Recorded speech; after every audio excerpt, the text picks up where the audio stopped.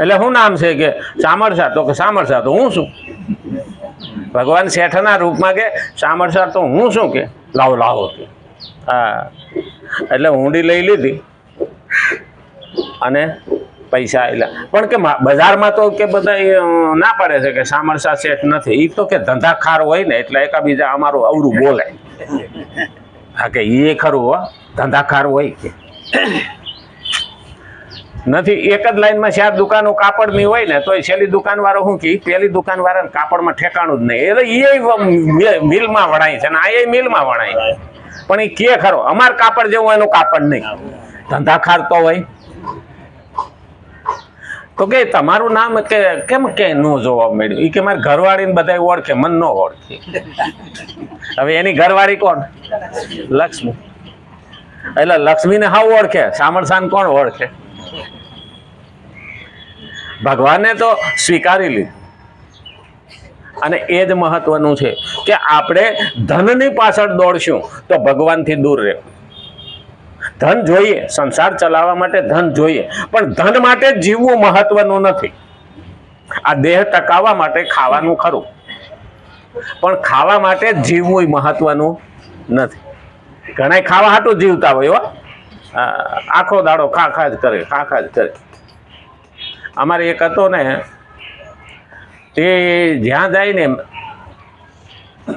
એ 2-3 ચા પી જાય. ઓલો ચા મગાવે, હા, મળવા આપણને આવ્યો હોય ને 3 ચા કેતો આવે. એટલે મેં કીધું 3 ચા શું છે? તો 2 મારીને 1માં 2 તમે લે. હા, અમે તો એક વખત પેલા ફરસાણ વાળાને ગયા.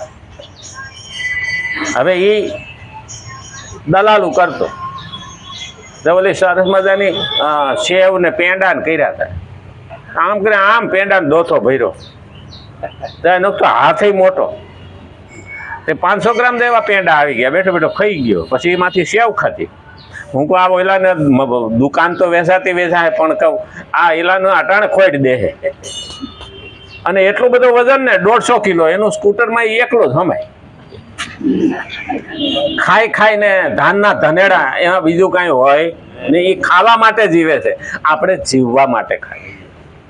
એમ ધન છે એ વ્યવહાર ચલાવવા, જીવવા માટે, કુટુંબ માટે, ભરણ પોષણ માટે, પણ ફક્ત ધન માટે જીવવું મહત્વનું નથી.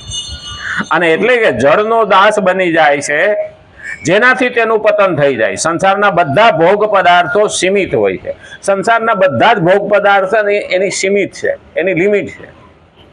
આથી મનુષ્ય જેટલો ભોગ ભોગવે છે તેટલો ભોગ બીજાઓના ભાગમાંથી જ આવે છે. જેટલો ભોગ ભોગવે છે એ બીજાઓના ભાગમાંથી જ આવે છે. હા, શરીર નિર્વાહ માત્રને માટે પદાર્થોનો સ્વીકાર કરવાથી મનુષ્યને પાપ લાગતું નથી. શરીર નિર્વાહ માટે જે વાપરીએ છીએ, કમાણી કરીએ છીએ, એટલે તો આપણે ત્યાં કહ્યું છે કે કુટુંબ સુખેથી ખાય, અતિથિ પાછો ન જાય, અને અભ્યાગત કે આંગણેથી નિરાશ ન થાય. આટલું ધન આવે એટલે બહુ થઈ ગયું. પણ હવે 1000 કરોડ બેંકમાં રાખ્યા હોય તો એ શું કામ ના? કારણ કે એ ખાઈ જવાના નથી. શરીર નિર્વાહ માટે પણ શાસ્ત્રોમાં કેવળ પોતાને માટે ભોગ ભોગવવાનો નિષેધ છે. શરીર નિર્વાહ માટે પણ પોતાને ભોગ ભોગવવાનો નિષેધ છે, અહીં બંધન કર્યું. કારણ કે આપણે આપણા શરીર માટે ભોગ ન ભોગવીએ. આ શરીર મનુષ્ય દેહ શેના માટે મળ્યો? તો કે 84 લાખ યોનિમાંથી આપણે બહાર નીકળવા માટે આ મનુષ્ય દેહ ભક્તિ કરવા માટે મળ્યો. જ્ઞાન લઈ સત્કર્મ કરીને ભક્તિ કરો. હવે જો ઈ ન કરીએ ને આપણે બીજે વાપરીએ તો હા, અને પછી ભગવાન આપણી પાસે જવાબ તો માગે જ ને. જા હું તને આ લઈને મોકલું.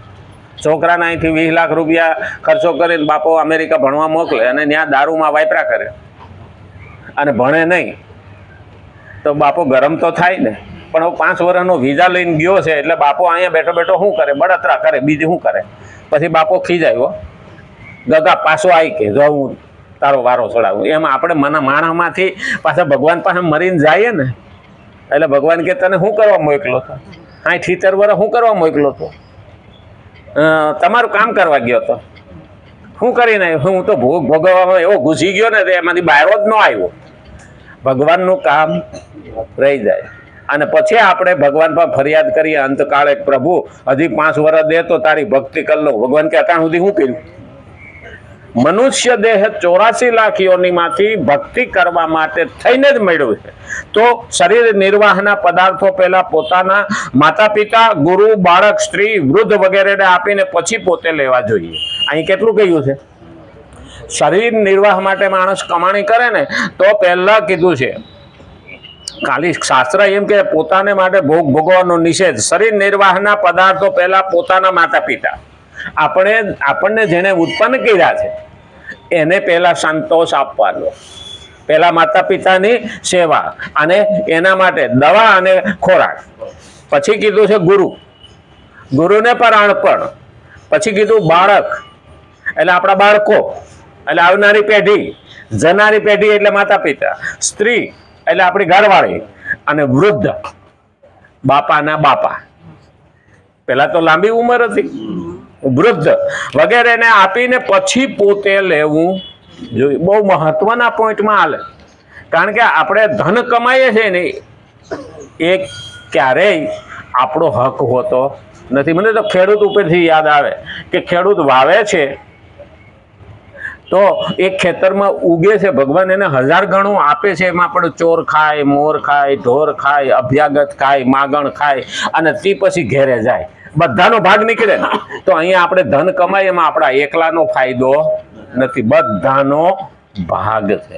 અને આપણા માટે પછી વધે તો ખાવાનું અને તો વાપરવાનું. પણ આજ તો ટાઈમ થઈ ગયો, આવતીકાલે જો.